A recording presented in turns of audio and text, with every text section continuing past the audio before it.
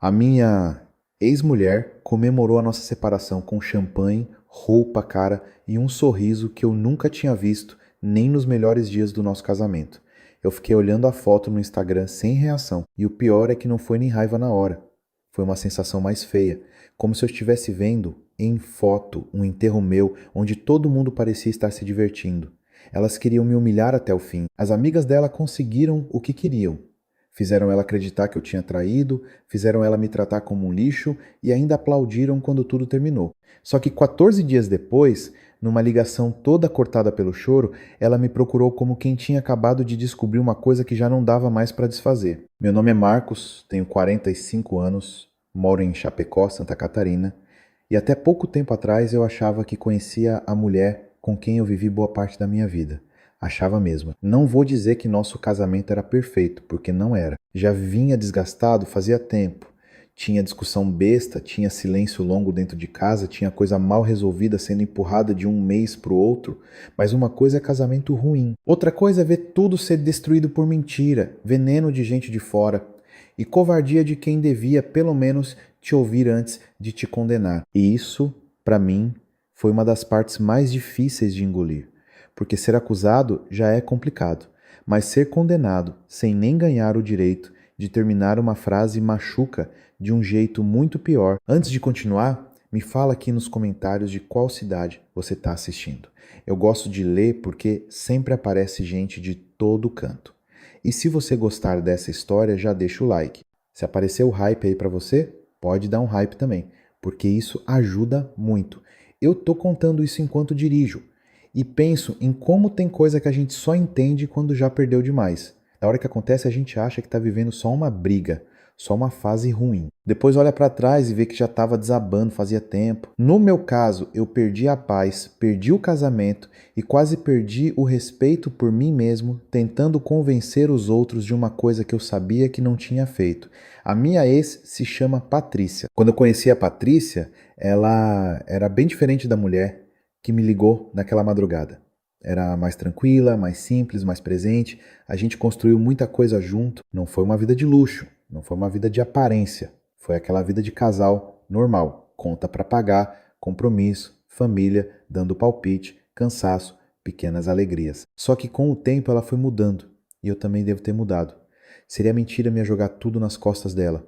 Eu fiquei mais fechado, mais seco, mais cansado. Passei a falar menos, a explicar menos, a deixar as coisas para depois.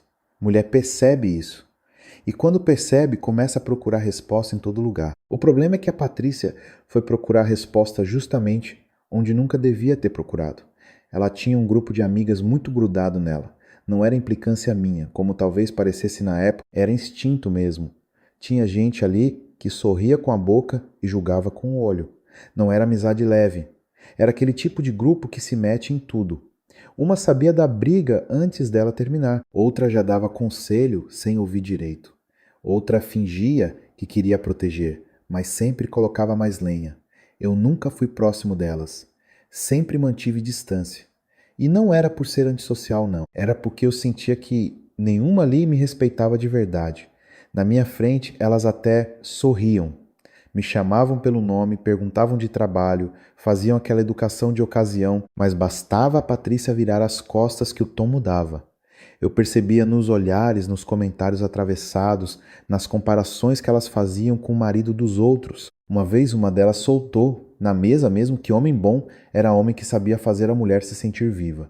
Falou olhando para Patrícia, não para mim. Outra emendou dizendo que rotina mata qualquer casamento, e elas davam essas risadinhas como quem não quer nada. Só que queriam sim. A líder daquele grupo era a Silvana. Essa eu nunca engoli. Silvana era do tipo que entrava na casa dos outros como se fosse dona de tudo. Tinha opinião para comida, para roupa, para dinheiro, para viagem, para casamento e até para jeito de falar. Separada fazia uns anos. Vivia dizendo que mulher nenhuma devia aceitar pouco. Até aí, tudo bem. O problema é que, na cabeça dela, qualquer homem que não bajulasse a esposa o tempo todo já era um sujeito insuficiente. E eu, para ela, era o retrato disso. Patrícia começou a mudar mais depois que passou a sair com elas com frequência. Jantar aqui, comemoração ali, fim de semana para cima e para baixo. No começo eu nem ligava. Achava normal, todo mundo precisa de convivência. Só que, aos poucos, ela voltava diferente. Às vezes chegava em casa já armada, perguntando coisa que nunca tinha perguntado, fazendo acusação do nada, me comparando com o marido de amiga, com o ex de não sei quem, com o homem de rede social, coisa que não tinha nada a ver com a nossa vida. Teve um domingo que ela virou para mim e perguntou se eu ainda olhava para ela como mulher ou só como alguém que morava na mesma casa. Eu lembro disso porque a pergunta me pegou desprevenido. Eu respondi que ela estava exagerando. E esse foi meu erro. Não era hora de dizer isso. Era hora de conversar. Mas eu estava cansado, irritado, cheio de coisa na cabeça. Então fui curto. E homem, quando responde curto, muitas vezes faz a mulher imaginar uma história inteira em cima de 2 palavras. Dali pra frente, qualquer falha minha virou prova contra mim. Se eu demorava mais no trabalho, ela estranhava. Se eu ficava quieto demais, ela estranhava. Se eu esquecia de responder mensagem, ela guardava aquilo. E eu, em vez de perceber o tamanho do buraco, fui deixando, achando que ia passar. Não passou. Nesse tempo, apareceu de novo uma pessoa do meu passado profissional. Uma mulher chamada Renata, que trabalhou comigo anos antes. Nada demais. Ela mandou mensagem por causa de um assunto de serviço no começo. Depois, no outro dia, perguntou como eu estava. Eu respondi, conversa normal. Só que eu cometi uma besteira que depois pesou contra mim. Em vez de cortar logo, eu fui mantendo aquela troca de mensagem de vez em quando. Não tinha conversa de romance, não tinha encontro escondido, não tinha nada físico. Mas eu sabia que se a Patrícia visse solto, ia implicar. E justamente por pensar assim, eu escondi. Esse foi o meu deslize. Eu não traí minha mulher, mas também não fui correto do jeito que devia ter sido. Eu podia ter mostrado na hora, podia ter dito, olha, a Renata falou comigo, o assunto foi esse. Pronto. Só que eu achei mais fácil evitar desgaste. Só que coisa escondida, mesmo quando não é grave, vira veneno se cai na mão errada. E caiu. Eu até hoje não sei qual delas começou a mexer nisso primeiro, se foi a Silvana ou outra do grupo. O que eu sei é que em algum momento elas descobriram que a Renata tinha voltado a falar comigo. E dali em diante, eu passei a ser observado sem saber. Horário, print, comentário, qualquer detalhe servia.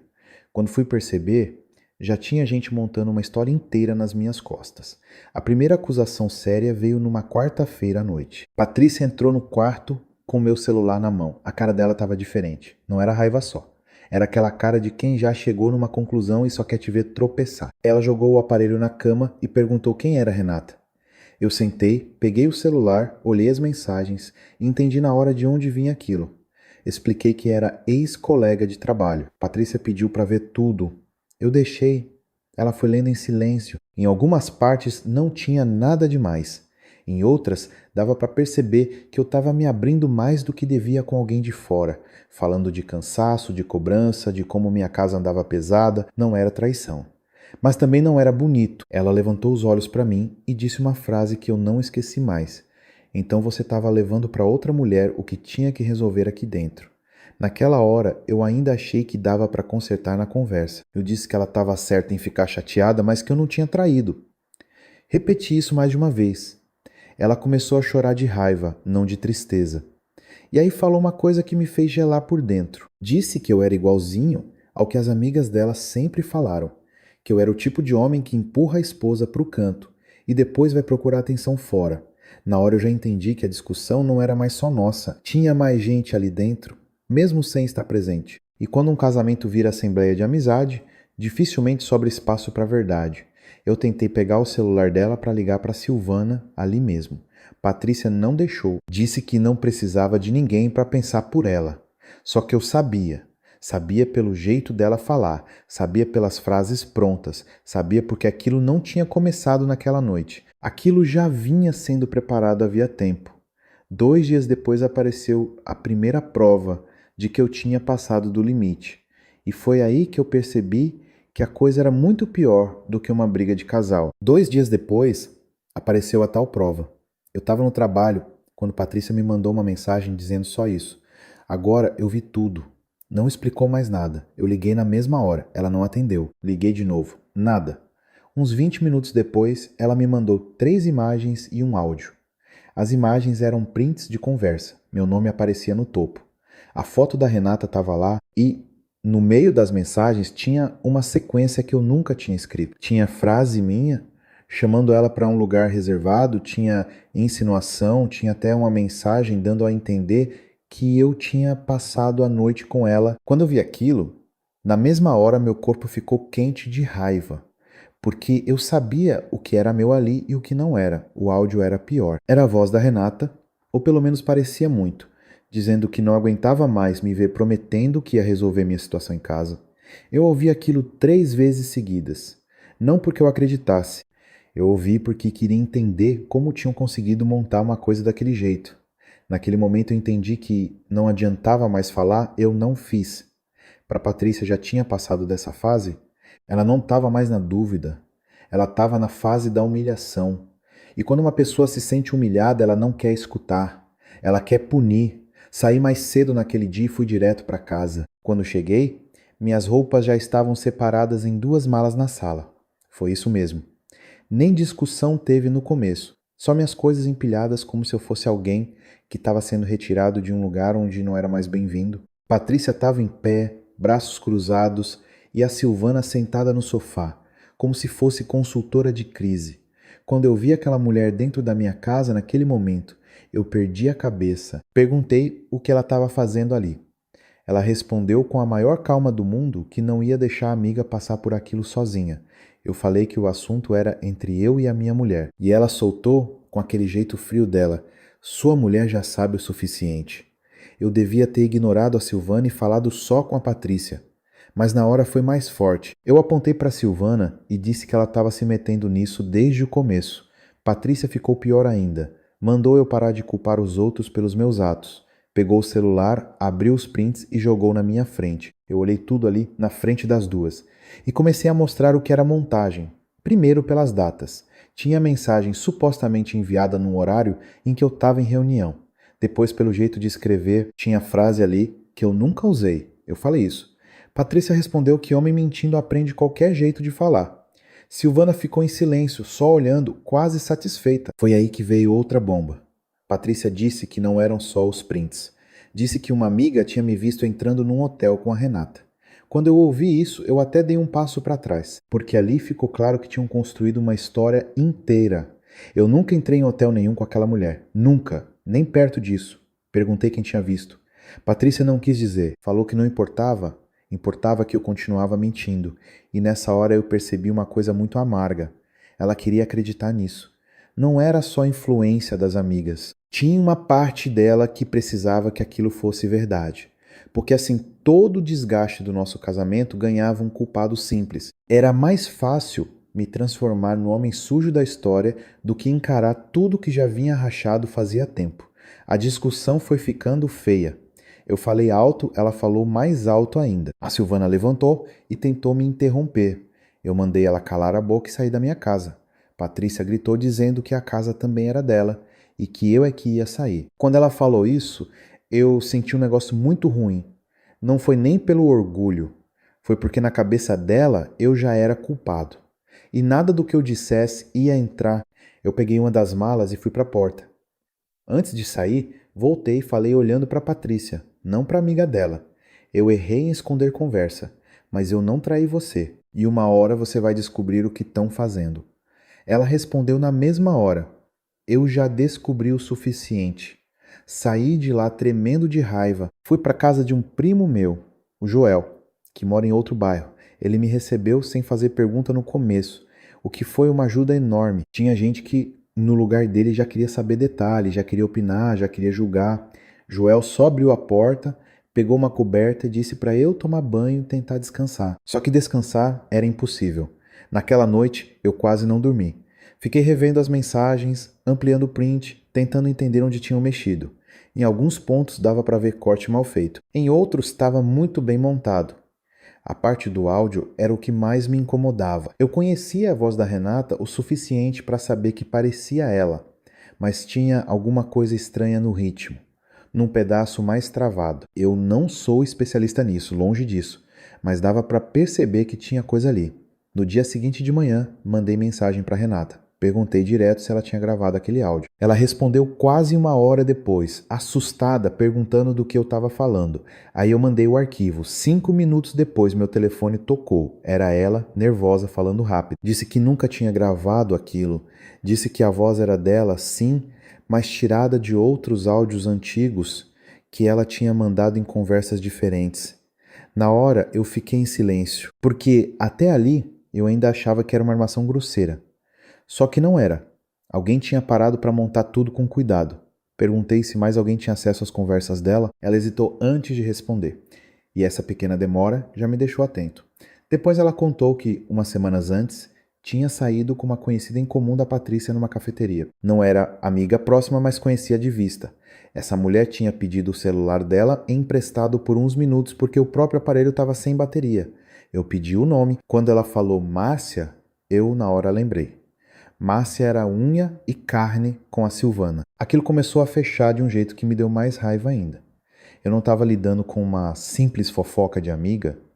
Eu estava lidando com gente que tinha planejado me derrubar. E quanto mais eu pensava, mais detalhes apareciam. A falsa testemunha do hotel, os prints, o áudio.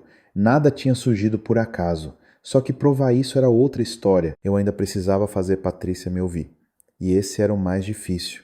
Porque naquele momento ela não atendia a ligação, não respondia a mensagem e já tinha começado a espalhar para a família dela que eu tinha traído. A irmã dela me bloqueou. Um cunhado me mandou recado atravessado. E eu soube por terceiros que até no salão onde ela ia, aquilo já estava sendo comentado. Em menos de 3 dias, eu virei o culpado oficial. E aí aconteceu uma coisa que me deixou com mais raiva do que os prints. No fim da tarde, Joel entrou no quarto onde eu estava mexendo no celular e perguntou, meio sem jeito, se eu já tinha visto uma publicação. Eu perguntei qual. Ele me mostrou o telefone dele. Era a Silvana, numa foto com mais 3 amigas, e a Patrícia no meio, abraçada nelas, com uma legenda dizendo que mulher nenhuma deve ter vergonha de recomeçar quando descobre quem divide a cama com ela. Não citava meu nome, nem precisava. Todo mundo que conhecia a gente entendeu. Eu li aquilo e senti uma vontade de ir até lá naquele instante. Só que eu fiz o contrário. Respirei, sentei de novo e decidi uma coisa. Eu não ia correr atrás de perdão, eu ia atrás da verdade. Naquele mesmo começo de noite, apareceu no meu celular um número que eu não tinha salvo. E a pessoa que falou comigo trouxe uma informação que eu ainda não sabia onde ia parar. Quando atendi aquele número desconhecido, achei que fosse mais alguém vindo tirar satisfação. Família dela, amigo de amigo, né?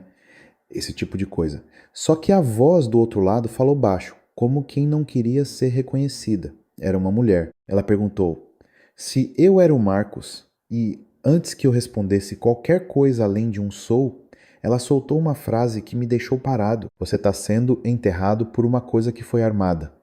Eu na hora achei que podia ser trote, ou alguém querendo brincar com uma situação que já estava ruim demais. Perguntei quem era. Ela disse que não podia falar. Eu insisti. Ela repetiu que não podia, mas que eu precisava prestar atenção numa pessoa, Márcia. Eu falei que já conhecia o nome. Ela então baixou ainda mais a voz e disse que Márcia estava se gabando em conversa de bar de ter conseguido abrir os olhos da Patrícia. Disse também que Silvana tinha mandado apagar mensagem, reorganizar print e sumir com coisa que entregava demais. Foi exatamente essa expressão. Entregava demais. Na hora meu corpo inteiro ficou tenso, porque uma coisa era eu suspeitar. Outra bem diferente era ouvir alguém de fora confirmar que tinha mutreta no meio. Eu perguntei de novo quem estava falando. A pessoa não respondeu. Só disse para eu correr atrás das imagens originais, não dos prints que tinham me mostrado, e desligou. Fiquei com o telefone na mão, olhando para a tela apagada. Joel, que estava ali perto, perguntou o que tinha acontecido. Eu contei por cima.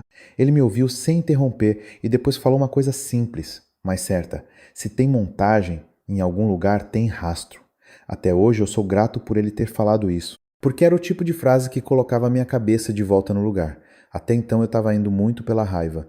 E raiva, quando toma conta, faz a gente atropelar a própria chance de provar alguma coisa. Naquela noite, eu sentei e comecei a organizar tudo em ordem. As mensagens verdadeiras com a Renata, os prints falsos, o áudio montado, a história do hotel, o nome da Márcia, a presença constante da Silvana em tudo. Eu precisava parar de olhar aquilo como uma briga de casal e começar a tratar como o que era, uma armação. Voltei a falar com a Renata. Pedi que ela me mandasse tudo o que ainda tinha da nossa conversa original, desde o começo. Ela mandou áudios, mensagens, horários. Quando comparei com os prints que a Patrícia tinha me jogado na cara, a diferença ficou mais evidente. Tinha trecho tirado do contexto, tinha frase colada onde nunca esteve, tinha pedaço meu removido, justamente nas partes em que eu encerrava assunto ou mudava de tom. Não era uma edição amadora. Alguém teve paciência para fazer aquilo. Renata ficou muito nervosa com a situação. Disse que não fazia ideia de que eu estava vivendo esse inferno por causa daquela troca de mensagem. Eu falei a verdade para ela. Que eu tinha sido errado em manter conversa escondida com mulher de fora quando meu casamento já estava por um fio. Ela concordou. Disse que eu tinha vacilado, mas que vacilo não era traição. Ouvir isso de alguém de fora me deu um pouco de lucidez, porque até ali eu já estava quase aceitando a imagem que criaram de mim. Quando muita gente repete que você fez uma coisa, por mais absurda que seja, uma hora sua cabeça começa a cansar. No dia seguinte eu saí do trabalho no horário do almoço e fui atrás de um detalhe da história do hotel. Patrícia não tinha dito qual hotel era, nem quem supostamente me viu entrando lá. Só que eu fiquei pensando no tipo de invenção que parece específica o suficiente para convencer. Eles não iam jogar um lugar aleatório, iam usar um lugar conhecido. Comecei a lembrar das regiões por onde eu passo em alguns dias da semana por causa do serviço. Tinha um hotel pequeno que muita gente da cidade conhecia. Pensei, se inventaram, podem ter escolhido esse. Entrei lá e fui direto na recepção. Não falei tudo, claro. Disse que estava tentando confirmar uma informação que envolvia meu nome, porque estavam dizendo que eu tinha estado ali em determinada data. A moça da recepção me olhou sem entender muito. Pediu um momento e chamou o gerente. O gerente foi educado, mas firme. Falou que não podia me entregar dado de hóspede por questão de privacidade. Eu já esperava isso. Então mudei a abordagem. Perguntei só se existia alguma chance de checarem se meu documento tinha sido usado naquela semana. Expliquei que estavam usando o nome do hotel numa acusação séria contra mim. Talvez por ter percebido que eu estava falando sério, ou talvez porque viu meu nervoso, ele pediu meu CPF e disse que ia verificar internamente, sem me mostrar sistema nenhum. Foram uns minutos que pareceram longos demais. Quando ele voltou, falou uma coisa seca. Meu nome não aparecia em nenhuma reserva, entrada ou cadastro naquele período. Eu agradeci, saí dali e fiquei parado um tempo antes de entrar no carro, porque aquilo, apesar de não resolver tudo, derrubava uma parte da mentira. Só que para Patrícia ouvir isso, ela precisava querer ouvir. E era aí que a coisa travava. Tentei falar com ela de novo naquela tarde, mandei mensagem sem me humilhar, sem implorar, sem ameaçar. Só escrevi que eu tinha descoberto inconsistências sérias e precisava mostrar pessoalmente. Nem deu uma hora, a resposta veio. Não dela, da Silvana. O texto dizia: chega de manipulação. Patrícia não quer mais contato. Respeite. Eu li aquilo várias vezes. Primeiro, porque era um abuso uma amiga responder no lugar da minha esposa. Segundo, porque eu percebi que a Silvana já estava controlando até o bloqueio. Patrícia não só tinha me fechado, tinha entregado a administração da situação para outra pessoa. Joel olhou para minha cara e falou: essa mulher tem medo do que você está descobrindo. Na mesma noite, meu irmão mais velho, o Sérgio, me ligou. Ele não mora em Chapecó, mas soube da história pela família e veio com cuidado, sem me acusar. Perguntou direto: você fez? Eu respondi que não. Contei do deslize, das mensagens, do resto todo.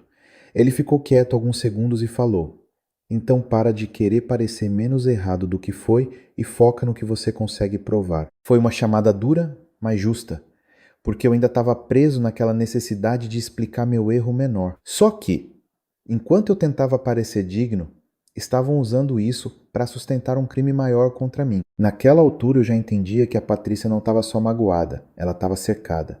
Cada emoção dela passava pelo filtro daquele grupo. E quanto mais eu pensava nisso, mais lembrava de coisas antigas. Conversa cortada quando eu chegava. Comentário atravessado em aniversário.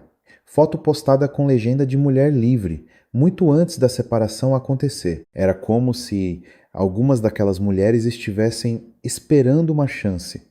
E então apareceu outra peça. No fim da noite, Renata me mandou uma captura de tela de uma rede social da Márcia. Era uma postagem comum, sem nada demais na aparência. Só que, ampliando, dava para ver na mesa um segundo celular, desses com capa chamativa, igual ao que a própria Renata tinha descrito como sendo o aparelho que emprestou por alguns minutos naquela cafeteria. Pode parecer pouco, eu sei, só que naquele momento qualquer coincidência começava a pesar.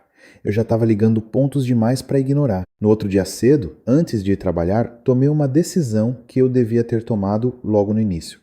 Fui procurar um advogado.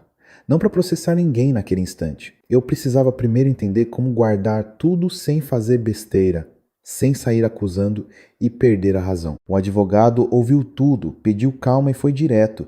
Eu tinha elementos fortes de falsificação e difamação, mas precisava documentar tudo com cuidado. Print solto não bastava, áudio encaminhado também não. Ele me orientou a salvar conversas completas, registrar datas, guardar a publicação da Silvana e, se possível, conseguir alguém que confirmasse que aquelas mulheres estavam comentando a armação entre si. Quando saí de lá, eu estava mais firme, não mais tranquilo.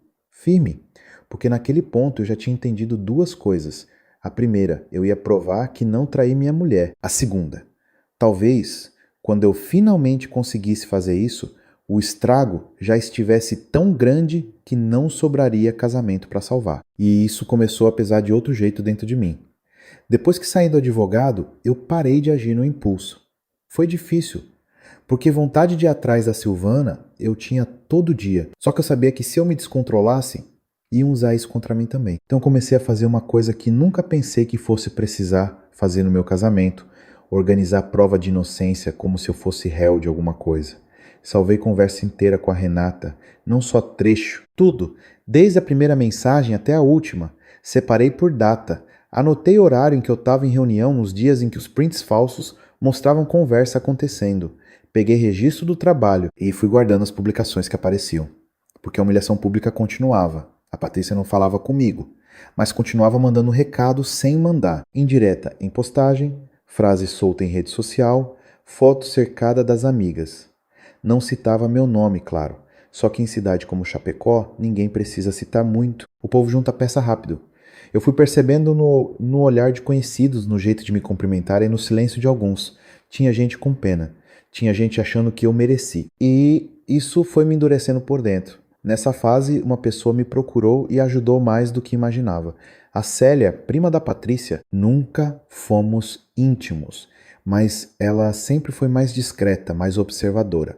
Ela me mandou mensagem dizendo que não sabia se estava se metendo onde não devia, mas que achava importante eu ouvir uma coisa. Encontrei com ela num lugar reservado, por pouco tempo. Ela falou sem rodeio. Disse que dias antes da separação ouviu a Silvana comentando com a Márcia que agora ele não escapava. Na hora ela não entendeu o contexto. Achou que fosse bravata de amiga fofoqueira. Só que depois, quando viu a história explodir de uma vez, ligou uma coisa na outra. Perguntei se ela teria coragem de repetir isso na frente de alguém, se precisasse. Ela ficou desconfortável. Disse que não queria se meter em briga judicial, em confusão de família. Eu entendi. Mesmo assim, o que ela me contou já reforçava o que eu vinha sentindo. Perguntei também como a Patrícia estava. A resposta me pegou. Célia disse que Patrícia estava fazendo força para parecer bem, mas não estava.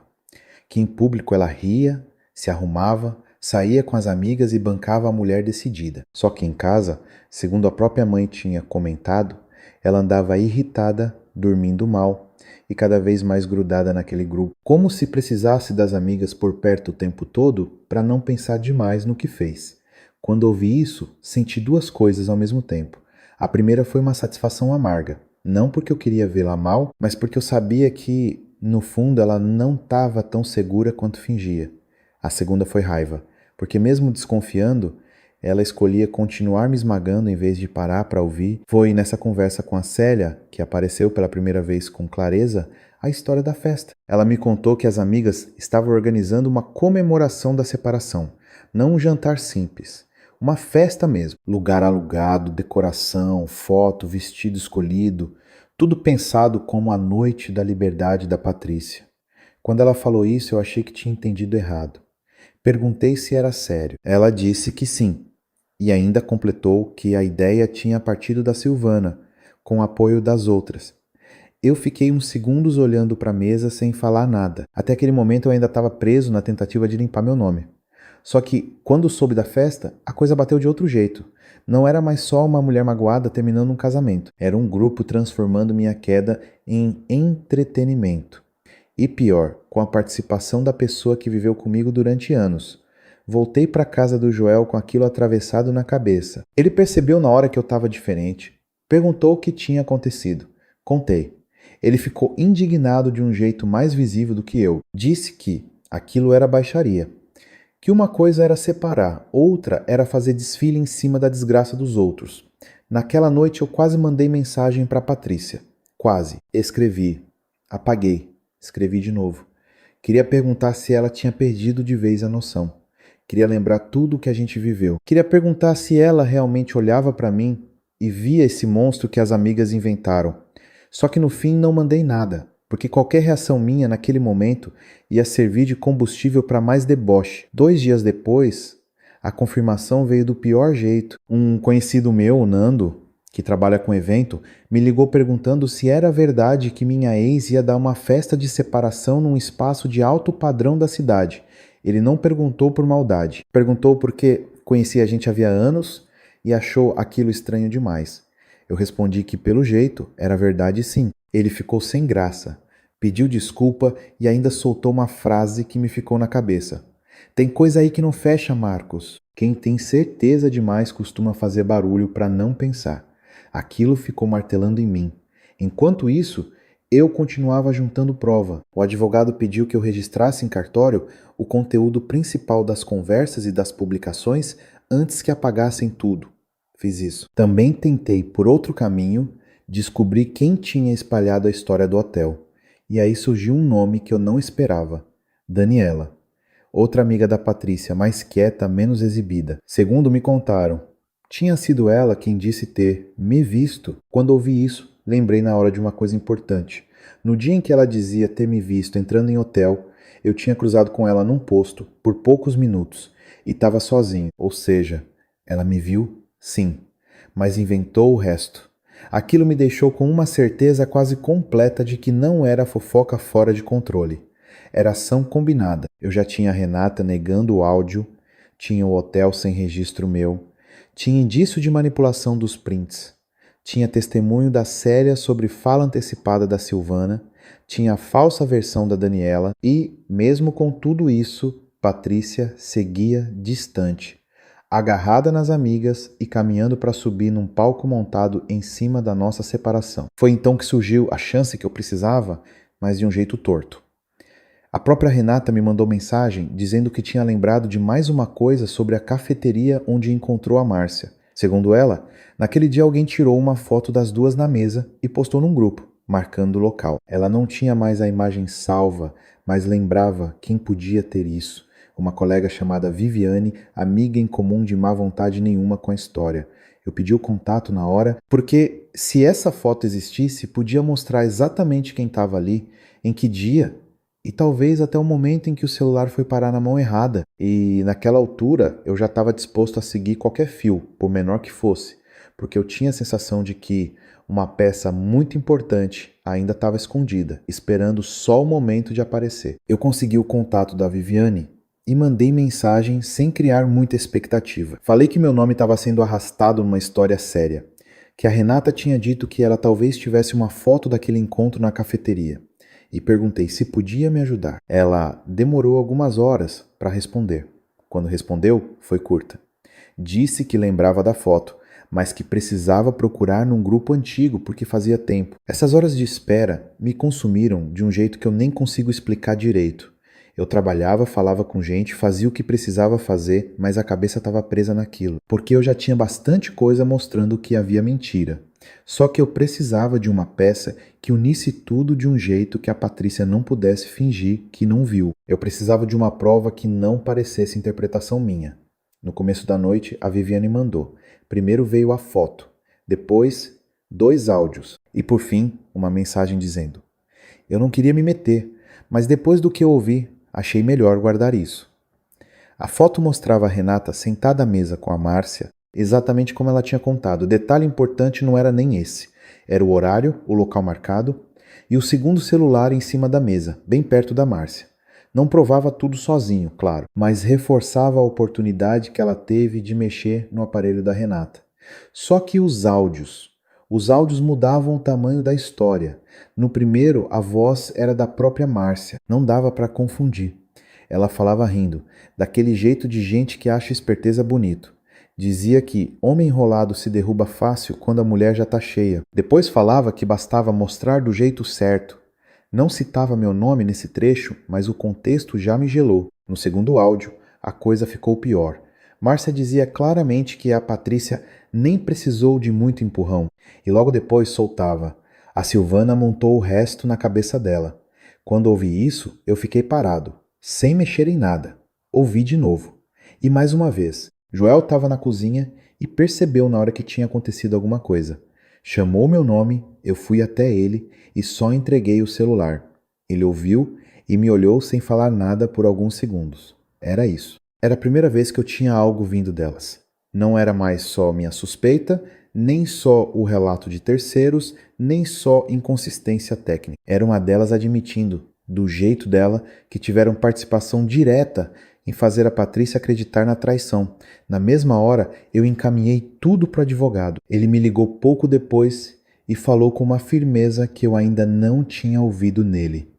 Disse para eu não mandar nada para Patrícia ainda. Nada. Disse para eu guardar, fazer cópia, registrar aquilo direito e esperar o próximo passo. Perguntei qual era. Ele respondeu que se a situação chegasse no ponto que parecia estar chegando, talvez elas mesmas terminassem de se desmanchar sem perceber. Não entendi de primeira. Depois entendi, porque enquanto eu estava juntando essas peças, a festa seguia sendo preparada. E quanto mais se aproximava, mais elas apareciam. Tinha prova de vestido. Tinha postagem insinuando o recomeço. Tinha frase pronta sobre mulher forte, liberdade, renascimento. Essas coisas todas que ficam bonitas em foto, mas escondem muita sujeira quando a verdade não acompanha. Eu vi aquilo por terceiros, porque Patrícia tinha me bloqueado em tudo. E cada nova imagem me embrulhava o estômago. Teve uma noite em que eu fiquei pensando se não devia acabar com aquilo antes. Mandar tudo para a mãe dela, para a irmã, para a própria Patrícia. Expor a Silvana, expor a Márcia, mostrar que tinham armado. Só que eu segurei. Primeiro porque o advogado pediu. Segundo porque eu comecei a perceber uma coisa difícil de aceitar. Eu já não queria mais só provar que era inocente. Eu queria que a verdade aparecesse inteira, sem metade, sem desculpa. Sem chance de alguém dizer depois que foi mal entendido. No fundo, eu acho que alguma coisa em mim também queria ver até onde a Patrícia era capaz de ir. E ela foi. No dia da festa, eu soube desde cedo que aquilo ia ser maior do que eu imaginava. Um conhecido me mandou foto da entrada do espaço. Tinha decoração, cara. Tinha painel montado. Tinha mesa arrumada como se fosse celebração importante. Não parecia encontro entre amigas. Parecia evento pensado para marcar posição. Como se ela quisesse dizer para a cidade inteira que tinha se livrado de um homem desprezível e saído por cima. Eu passei o dia tentando não olhar mais nada, não consegui. No começo da noite, chegaram as primeiras imagens dela pronta. Vestido elegante, cabelo arrumado, taça na mão, cercada pelas amigas, a Silvana sempre perto, a Márcia também, e a Patrícia sorrindo daquele jeito que me feriu mais do que a separação em si, porque eu conhecia o sorriso dela, e aquele ali não era sorriso de alívio, era sorriso de quem estava sendo sustentada pela plateia. Foi nessa hora que eu recebi a foto que abriu essa história toda aqui. Ela no centro, as outras em volta, brinde levantado, legenda debochada e um monte de comentário de gente aplaudindo sem saber metade do que estava por trás. Eu fiquei olhando para aquela imagem e pela primeira vez senti uma coisa que não era só raiva. Foi um afastamento, como se alguma parte minha tivesse finalmente entendido que, mesmo que ela descobrisse tudo, tinha coisa ali que não dava mais para desver. Não era só a mentira. Era a escolha dela de me expor, me condenar e transformar isso em festa. Joel sentou do meu lado e perguntou o que eu ia fazer. Eu respondi que por enquanto nada, só que não durou muito. Menos de uma hora depois, a Viviane me mandou outra mensagem. Disse que tinha lembrado de um detalhe sobre os áudios da Márcia. Eles não tinham sido enviados para ela diretamente. Tinham saído de um grupo menor, criado só entre algumas das amigas, pouco antes da festa. E segundo o que ela soube, nesse grupo tinha começado uma briga, porque uma delas bebeu demais, falou mais do que devia, e a outra entrou em pânico com medo de a Patrícia acabar descobrindo tudo. Quando li isso, meu corpo inteiro ficou alerta, porque eu entendi na hora o que meu advogado quis dizer. Às vezes gente assim não cai porque alguém desmascara. Cai porque começa a disputar controle entre si. Eu ainda estava com o celular na mão quando ele tocou de novo. Não era a Patrícia, era a Célia.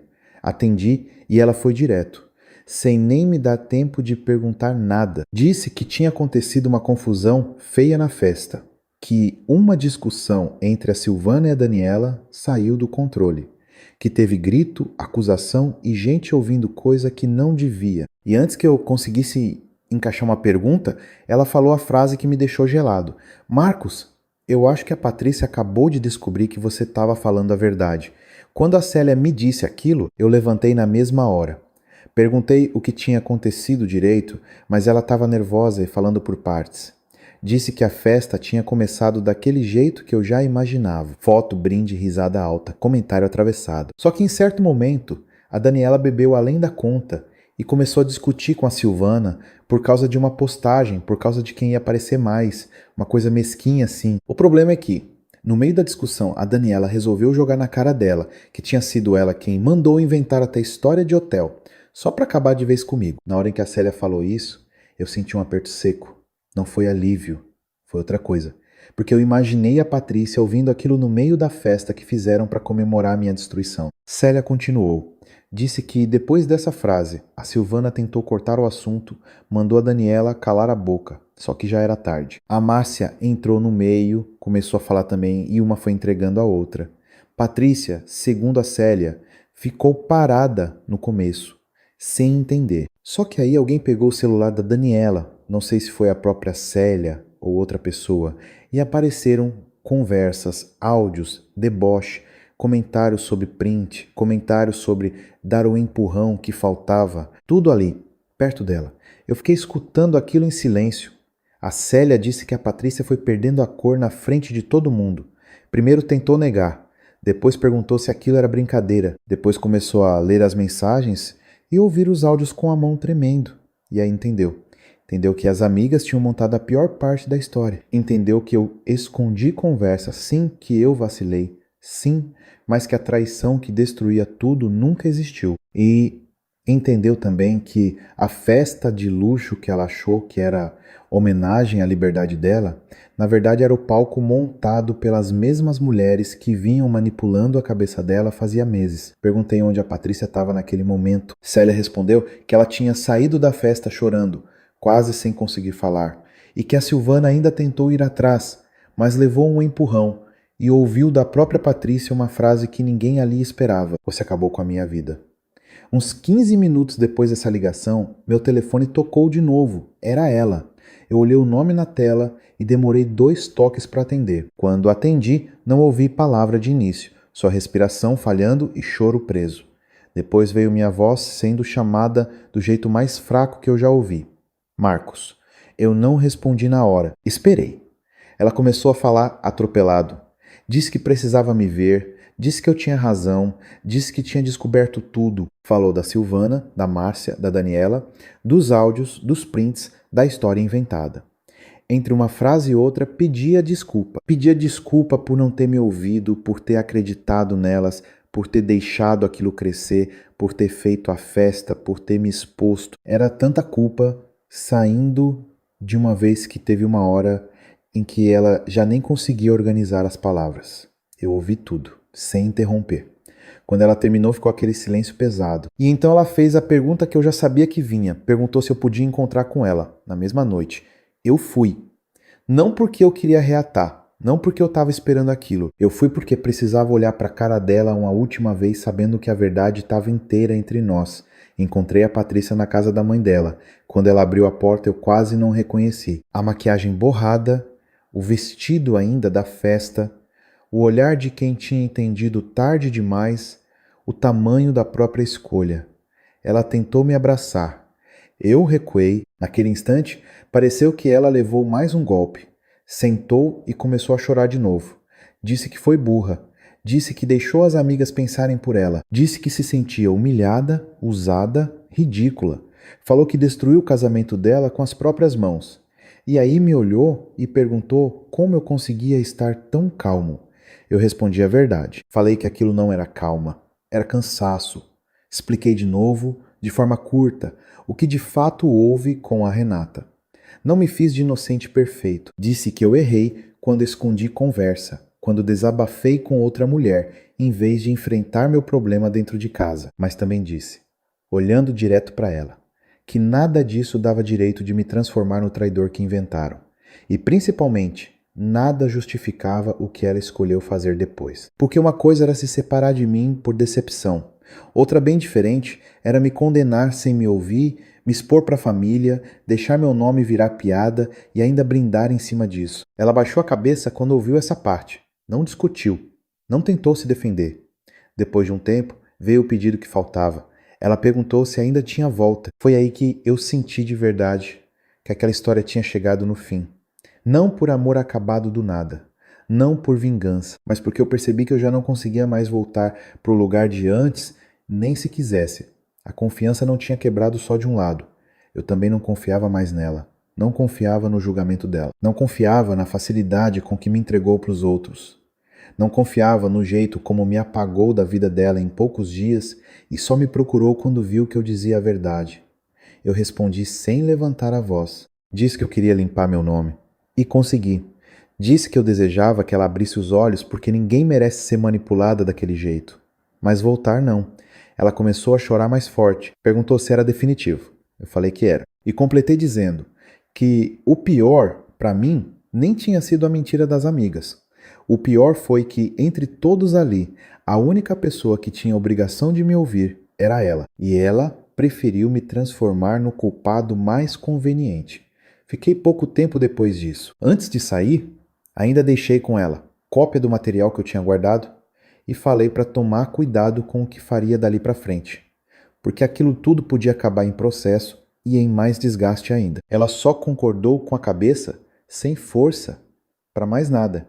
Dias depois eu soube que ela rompeu com o grupo inteiro. Soube também que a festa que era para marcar o começo da nova vida dela acabou virando o momento em que ela percebeu que tinha sido usada pelas pessoas em quem mais confiava. E eu segui. Não foi de um jeito bonito, nem rápido. Foi do jeito possível, trabalhando, tentando colocar a cabeça no lugar, reaprendendo a ficar em paz sem precisar convencer ninguém de mais nada. No fim, eu não recuperei meu casamento, mas recuperei uma coisa que naquele momento era o que mais importava para mim, meu nome. E se você chegou até aqui, comenta para mim que horas são aí agora que acabou de ouvir essa história e me conta também o que você estava fazendo enquanto escutava, trabalhando, dirigindo ou só descansando. Eu gosto de ler porque isso faz a gente perceber que tem sempre alguém do outro lado ouvindo de verdade